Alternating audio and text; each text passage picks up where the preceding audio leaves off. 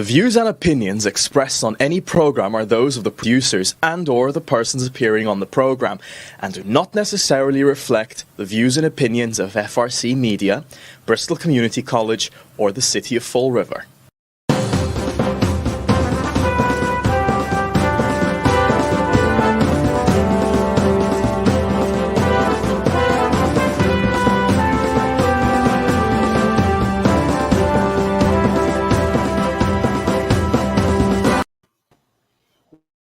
The views and opinions.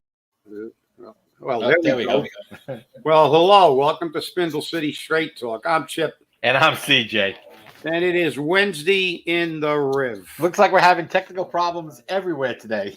Yep. Well, before we get started, today there will be an ARPA meeting for the public to attend, 5:30 to 7 at the Government Center Atrium. So if you're interested in not being heard, please go to that meeting. No, wait a minute. Come on, CJ. They're gonna pretend to hear. Yeah, true. So okay, they're gonna give you they're gonna be like Mario Cuomo saying that he cares about New York. Mm-hmm. It's all pretend. Right. And I've got some great news for the high water bills in Fall River. A really great news. What's that? The federal government has come out with a low-income household water assistance program. Information is still limited on it, but the low-income household water assistance program provides funds to assist low-income households with water and wastewater bills. The LIHWAP grants are available to states, the District of Columbia, the Commonwealth of Puerto Rico, U.S. territories, and federally and state recognized Indian tribes and tribal organizations that received fiscal year 2021 low-income household energy assistance program grants. So anyone in Fall River who has received grant money can, for their energy bills, can now qualify for money to help them pay their water bills if they're a property owner. Well, that's good. I mean, it's nice that the regular people get something back, but well, we know how that goes. But we'll be running out of money shortly anyway, since inflation's getting so bad. But hey, it is what it is. So the campaigns for mayor have been kind of low key. I think it's going to be time for something to explode. I think we need to see some more. We're getting closer to the election now. The 21st will come quickly, and I think it's time for the thing to heat up. I want to see some action here, and because I think that the incumbent is happy to lay low and walk around and do his grassroots thing, which is a good thing. That's the way you have to run a campaign in the city. And but it's time for the people to hear the issues, to have what has been done or not been done in the last 2 years to be highlighted. And that's what campaigns are supposed to be. They many times they're marketing strategies, but what they should be is informational campaigns. You should be the person who wants the job should tell you what his plan is, how he wants to get there, and what is different, and what his opponent has not done correctly. And the individual who's an incumbent should be able to point to their record of achievement and tell you what they've done to help you. Not to help the bankers, not to help the lawyers, not to help the rich people, because that's what happens all over the country. We're seeing the country unravel. Inflation's eating away at middle class, and the rich are getting richer. So maybe on the national scene, we can't do much about it because we're only a little cog in the wheel, and actually we're not even a cog anymore because New England, they just throw it out in the election because they always vote blue. So it's like it doesn't matter who they run. They could run an actual donkey, not just a symbol of the party, and they would win by 80% in Massachusetts and Rhode Island and stuff. So you got Sheldon Whitehouse over there, who's a ultra rich elitist who didn't even know what a boofer was. He actually said that on national TV when somebody said, "Boofer, what is that?" And it's like he doesn't have a clue. He goes out to his yacht on a weekend, and now he's talking about the infrastructure bill. And this is the problem. Years ago, actually, Rhode Island, you remember years ago when Rhode Island actually elected house painter to Congress? Remember that? When they did what to a Congress? They elected a house painter. Oh, yes, I do remember that. To go to Congress, and it was like Jimmy Stewart and what's his name? Mr. Smith Goes to Congress. And it was like they elected a regular guy, and that was like refreshing, but you can't keep them up there. That's the problem. That's what we need. Well, you go to trial, and you're supposed to get a jury of your peers. But we don't get a jury of our peers anywhere. In the federal government, you got Nancy Pelosi eating $15 a pint ice cream in a $5,000 from a $5,000 freezer. You got the other one with 70 grand on personal security while she defunds the police. That's the problem. Once they go to Washington, they become rich and untouchable, and we never get rid of them. And I'm not blaming them. I'm blaming the voters because there are more of us than there are of them. And if we don't show up, it's our fault. Just like this election. If you're not happy, show up. If you're happy, show up. But show up. Because if you have an election and we get 80% of the people voting, then you got no complaints. That's right. That's right. And, the interesting thing, you brought up the people we sent to Washington. You'll notice we don't send Joe every day to Washington. We don't send Joe every day to the House, which is what the House was created for. Exactly. We don't send Joe every day to the House, where they were supposed to go for 2 years, do their time, and then leave and go back to their jobs. And that's why the House was created, was to represent the little guy. The Senate was created for big businessmen, the rich guys, and we understood that. And that's why they created them for 6-year terms and all that other baloney. But no, we send rich people to represent us. Now, here's the kicker. You'll notice the ultimate rich are always the most liberal Democrats. Why? Because they don't care. They don't pay taxes. They don't pay taxes. Therefore, they don't care about how liberal they're going to be with that tax dollars. They don't pay it. So they'll spend it. And they'll spend it all the time. Are we on? I just got a text from one of our viewers. Can't find the show. Are we linked? Are we live? We're live, yes. Okay. We're live on YouTube. We're not live on Facebook. Okay. I'm gonna text that. Yeah, you're right, CJ. I'm gonna text live on YouTube. Okay. Yeah, but as you said, you're right, because remember, this nation fundamentally was founded by refugees escaping persecution in Britain. They came from Europe, they came from Western Europe for the most part, mostly Britain. I mean, the Pilgrims were mostly from Britain, and so Jamestown, the first permanent colony in this country. And people don't, of course, half of these millennials don't even know what the government is, how it's structured, but they structured our government fundamentally on the British government. And if you look at the British government, just as you said, what do they have? The House of Commons, which is the regular people, and that's our Congress, the House of Commons, the common man, and they have the House of Lords. That's right. Which are the rich people. So that's the Britain, and at least Britain had enough courage to name them that, the House of Lords, Well, now we've evolved to where both houses are houses of lords because everybody in there is a millionaire. AOC is a millionaire. Cory Bush is a millionaire. The one who started Black Lives Matter now has $4 million homes. They all make money off the system.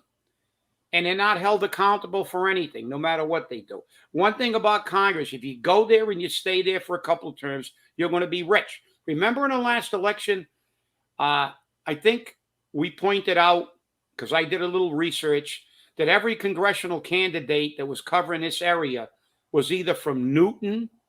I think 6 or 8 out of that group were from Newton, and the others were from that general area, Wellesley, and all the other really ultra rich areas. Where was Margaret Heckler, I believe, and gonna get me, but I believe she was from Newton. We always elect Congress people who are rich. They come down here during an election, then we never see them again, except to come down and rub elbows with other politicians. But as we always say on the show, whose fault is it? Ours. I vote, and I don't vote in all the primaries because I don't like to declare parties because I'm an independent. But the fact is that I voted in every final election, I think, since I've been home from the military. And the reality is that, you got to vote. I mean, you don't have to necessarily vote in a partisan election, but you should vote in the final election. And, we are the masters of our own destiny. There are more common people in this city and everywhere in this nation than there are those rich elitists who inhabit Washington, Boston, and Fall River. And if we don't have the representation that we should have, it's fundamentally our fault. There's no question in my mind about that. Just look at where we got our people from right now. Our representative is Auchincloss from Newton. Yeah. And is it Markey? Markey, yeah, Markey. Who's from Maryland? Oh, I mean from the Cape. He's from anywhere he wants to be. They got so much money. Isn't Markey the guy that ran 40 years ago on term limits? Yes. I guess the term limit he was referring to was 50 years. Yeah, probably. I'm telling you now, it's getting to be. You can't serve more than 50 years. Right. But it's a shame. I mean, there was once a time in Fall River's history that we actually sent men to represent Fall River and this area to the U.S. House of Representatives. Yes. Okay, that's in our history. Yeah. That is actually in our history. That Fall River had people who went to the House. Yeah, but now it's in ancient history. That's right. Problem. It's no longer just history, like recent history. It's like when you take an ancient history course that talks about the Hittites and all the other, and the Egyptians and everything else, and the Romans and the Greeks, but that's now. It's been so long since we sent someone from this area to represent this area, because let's face it, they're elitists. They don't have the same perspective. And the reality is that, look, Newton will do fine even if the representative is from this area. The problem is they got so much money, they don't have a problem. Look at Newton, the average income's $165,000. They got 10,000 more businesses than we do in Fall River because everybody's got money. And people with money don't suffer. Well, maybe Obama suffered. He had to cut his birthday party from $500 down to $499, but it wasn't a super spreader event on his $12 million mansion on Martha's Vineyard. And remember, where was he from? Chicago. Did he move back to Chicago when he got out of the presidency? Hell no. There were 71 shootings this weekend in Chicago, 11 people dead. So, they never remember where they came from because they went to Congress and the Senate or to the presidency to get the hell out of where they were. So if you think they're working for you, the tip is when they're out of office and they run to Martha's Vineyard or any other place and they get out of town, they probably weren't really concerned about the world that you have to live in every day. True. Well, I want to bring this back to local politics. You had brought up the fact that we're not hearing a lot yet. Local politics is usually a high-end thing. Number one, we haven't heard of any debate yet for the mayoral race, which I think is pretty sad. I think by now, one or two candidates should be reaching out to, the Herald News, the WSAR, although they suck at radio. Right here at FRC Media, or to the Fall River Reporter, and see if they can put together a debate. Because of our situation and probably the situation at the college, it may not be possible to hold a debate through FRC Media or the People's Debate. So that may be a difficult thing. I'm still looking into what is potentially possible. But we've also heard that one of the candidates doesn't want to debate and may refuse to debate. So that's not a good thing. I mean, the people want to hear the issues. They don't want to just hear, I've had a movie this week, okay? Or I'm having music in the parks, because today there's another music in the parks, okay? They also don't want to hear the sixth floor report on We Suck at Radio, who's violating the FCC regulations, because equal time isn't being given to all the candidates. It's time for that report to come to an end. It's election season. I don't know who's paying for that report, but somebody should consider that this is, that's touting the mayor's political stance. People want to know the issues. They want to hear your accomplishments. They want to hear what you have planned for your office should you win the election. Okay? We've heard it before, and I've seen it posted I don't know how many times. Paul ran on the fact that he wasn't a thief and he wasn't Jazel. That was his plan. He can't use that as his plan now. My question is, what is your plan now? Because you haven't really demonstrated one to anyone. Okay, you're showing up at streets that are being paved, and then those streets are being cut up afterwards. Did you not check with DCM to see if that street was going to be cut up again? And I don't want to hear, well, that's the primary layer. That's not a problem because they're going to put a top layer over that. No, it's not, because you cut it up, you've damaged it. Therefore, the top coat's going to be over the damage, and it's not going to fix it. It's going to create more potholes, in my opinion. So what are we supposed to do? How are we supposed to decide who to vote for if we don't hear where they stand? That's my big question. All right. I want to know where they stand. I want to know, Mr. Mayor, what did you accomplish in your 2 years in office? And don't tell me you were a glorified delivery boy because you delivered PPE across the city. Okay?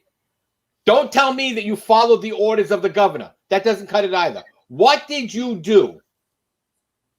What did you do besides spend money and close down buildings and have your friends handle our accounting and our transactions? Tell me what you did. That's important to me. Tell me what you did to save the taxpayer money. Tell me, you should have saved us millions of dollars over the COVID crisis, which, from what I can see, you didn't save us any money. So I have a problem with that, because if you had saved us money, that should have rolled down to lower taxes to me, the property owner. But it didn't happen. Well, ironically, you brought up the streets. And listen, I hope the voters, we always tell them to educate themselves, but also, listen, put things in perspective. Listen, we pave streets in Fall River all the time. Not very well, I might add, but we do. And we always pave more streets during an election. So election year, everybody walks around saying, look, I'm paving streets. Well, if those streets are full of bullet casings, heroin needles, we've got a greater problem in this city than a coat of blacktop. I want to know what's been done on that. I don't see anything done. I don't even see a plan. I don't even see the stuff discussed. We had a murder at Corky Row. They had one meeting. And they piggybacked the meeting that was scheduled first for political reasons. But what do you see? All I see is no comment, whether it's on a superintendent of schools, no suspension, run away from issues, whether it's the DCM director misappropriating funds, whether it's a sexual assault, whether it's a police officer on the front page of the Herald News.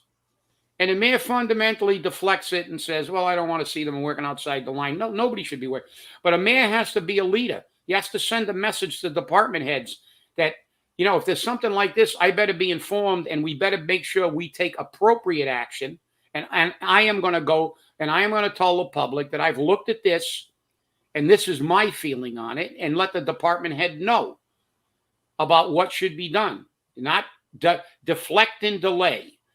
And as I said, there are far more issues in this city. We still have nearly 1/4 of the population living in poverty. But all we hear about is his banker friends and his lawyer friends. We don't hear about his friends that live in a 3-decker at Corky Row. We don't hear about the people that are scratching their butts to try to make their rent. We hear about market rate housing, which will drive the people who can't afford its rent up even more. We hear about a lot of things that make rich people richer. But I haven't heard a hell of a lot about what was done to deal with the educational issues, because our education system is not up to par. Yet we allow the superintendent to stay in there and maintain it. It still pisses me off that I think that this guy did what he did, and you read 2 letters on this show from those people. 3. Okay. Again, thanks, Paul, for correcting my number. I was wrong again. Gee, see? Yeah, you're telling lies. It was 3. It was 3. It's worse. Okay. I want to correct you because I don't want us to be accused of lying about the numbers. I'm glad you did, because but you read those letters, and those letters were, there you go. I can 1, 2, 3. That's it. I didn't run out of fingers. Okay. But and they were very, very, very explicit, and they were sent to you before it broke about the superintendent. And what did you do? Nothing. And you helped protect your friends. You didn't call them out. You didn't stand up. You didn't do anything. What did you do? Nothing. And this is the problem. You want to run on leadership? Show me some leadership. Lead is lead. Lead, follow, or get out of the way. So obviously you haven't led. You're not following. So maybe it's time to get out of the way. I don't know. But the problem is, when I look at Fall River, what I want to see him do, and look, prove me wrong. Give me a whole list of everything you've done to deal with the crime in this city. And don't bring in the police chief. I want to see what you told the police chief, not tell the police chief, well, this is what I want you to, what do you want to do, chief? You got to tell them this is what you have to do. That's what leaders do. You're the leader. You say, I want to see some stuff. And I got nothing but respect. The police chiefs, our police officers have a hell of a job in this city. A lot of people forget that 2 years in a row, we were the #1 city in crime in this state. And at one time, the 2nd in New England. So they got a hell of a job. But I want to know what's done. Like I said, the hell with the roads. Go walk around and look at the roads all you want. But the fact is, those roads are lit. Those roads at some point in time will be littered with heroin needles and shell casings. That's right. So that's my problem with this. I want to hear it. I want to hear what we're going to do to get people to work so they can afford their rent. And stop having 23% of our city working or living below the poverty level. Because I'm going to tell you something. The bankers don't care, just like the congressmen and senators don't care. Bankers are rich. And guess what? You only get a loan from a bank when you don't need it. If you go in there and you need the money because you don't have the resources, you're trying to borrow money to do something that you can't afford, they're going to look at you and say, hey, pal, we're not going to lend you any money because you might not pay us back. Beat it. So that's the way it is. But let's see let's get back on some real issues that really matter. I don't want to see streets. I don't want walking up and down and giving out masks. I want to see some progress, especially in our educational system and in our public safety areas. Well, what's very interesting is let's look at one of the results of the Griffin Park shooting. Okay, what was his response to that? He called a meeting at the same time the public safety meeting was supposed to happen. Okay, I'll say miscommunication, whatever the case may be. But what was that meeting? I listened to that meeting. I didn't hear any solutions. I didn't hear any plans. And what was the solution after that? A cookout in Griffin Park. Yeah. Am I lying? That Nope. was one of the solutions. A cookout. They didn't have a movie, though. No, they actually do have a movie in Griffin Park now. So, No, yeah, now, but not then. Not with the cookout. No, they had the cook. They had the cookout then, and they should have passed out PEPs. Right? So those aren't solutions to the crime problem. Okay, and when you're looking at the fact that there's unrest in city government, not any one particular department, although I can name a few, although I'm not going to do that. There's unrest with the employees. They're all saying the same thing. There's either no leadership in the department or there's no leadership in the city. When you are the leader, you're supposed to lead the ship. Leadership. You're supposed to be the captain of the ship. You make the decisions. Where are those decisions being made? Who's making them? And why is it that everyone that's benefiting from your administration are all your friends? All people that are chummy with you or political supporters. I watch the campaign finance reports. I look at who's contributing money to your campaign. I know what's going on. I'm not stupid. I always say it. Follow the money. So I'm following the money. I'm looking at, people like Corey Excavating, which was accused of getting paid double money for snow removal. An allegation. And guess what? Calling a timeout. Yep. That wasn't an allegation. He admitted in court he got paid. Okay, that's true. Okay. But again, this is what happens. And then he's hired to tear down the buildings. That was the funniest thing in the world. When I saw the backhoe with Corey Excavating on the side of it, I was like, you've got to be kidding me. You got to be kidding me. So, all right. For those people who are curious, the transcripts of the Jazel Correa trial should be available after August 16th. I confirmed that yesterday. I have been asked for those transcripts. And remember, the mayor said he will not act on any disciplinary action against any city employee until he receives those transcripts. So I can give him credit that maybe he has requested them, and they're just not available yet to anyone until the 16th. So such is life.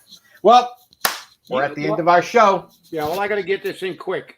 I don't care if the transcripts weren't available. It was done in open court. Everybody saw it, and he could at least went on record, not just say I'm going to wait. Just say I am going to deal with this, and this is what I feel I should do if what I'm hearing is true. That's leadership. Exactly. Well, thank you for watching, everyone. Please remember, stay safe, stay angry, and hold your politicians accountable. Thanks for inviting us into your home. Have a great day.